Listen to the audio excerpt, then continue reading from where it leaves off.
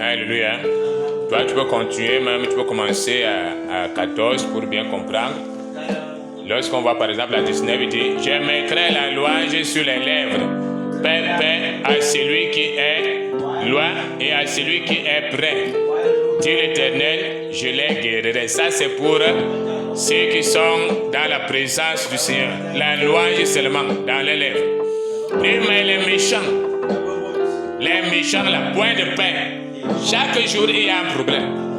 Non, vraiment, c'est à cause de tel. C'est pour ça que lorsque tu me vois là, et c'est telle situation qui s'est passée, c'est pourquoi tu me vois comme ça. Chaque jour, il y a un problème. Et il est agité, tu le vois courir ici.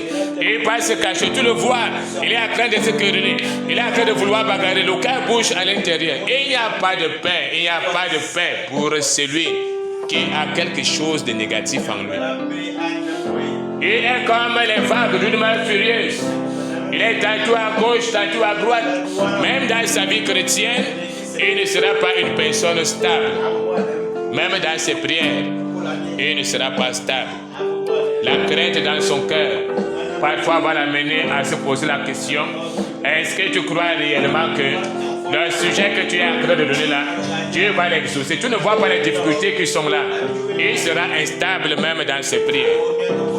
Parce qu'il est dans la méchanceté. Il aura régulièrement la crainte dans son cœur. Parce qu'il est dans la méchanceté. Et la Bible fait comprendre qu'il n'y a pas de crainte dans l'amour. Son cœur sera régulièrement en train de bouger à l'intérieur. Mais celui qui est avec Dieu, alors lui là, il est dans la louange.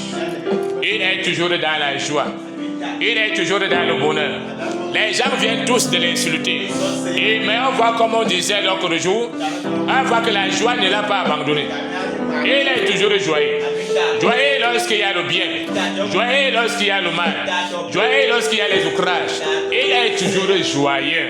Joyeux lorsqu'il n'y a pas l'argent. Joyeux lorsqu'il n'y a pas la nourriture. La louange de l'Éternel ne quitte pas dans sa vie. Ça, c'est l'œuvre du Saint-Esprit. Et nous connaissons les différents fruits du Saint-Esprit.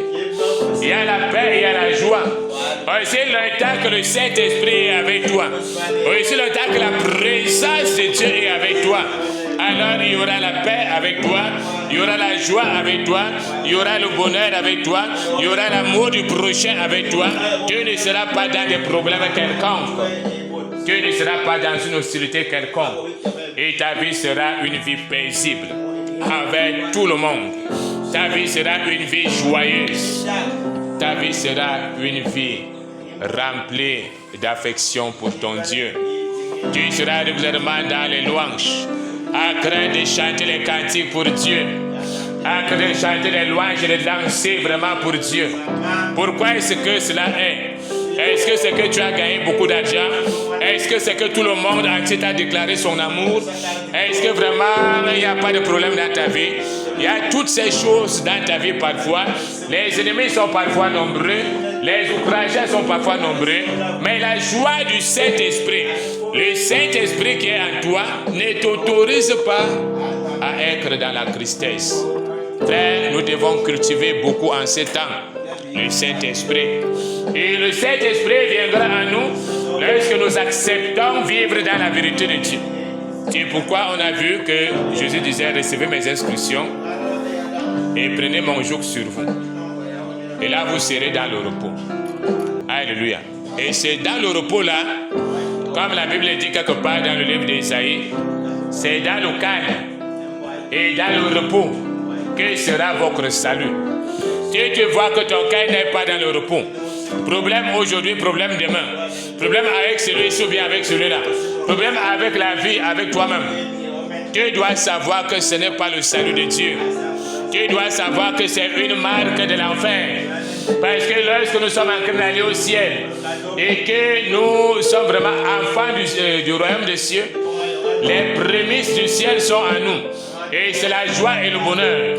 Mais lorsque nous sommes pour l'enfer, malgré que nous soyons à l'église, les prémices de l'enfer sont à nous. C'est souffrance, souffrance et souffrance. Alléluia.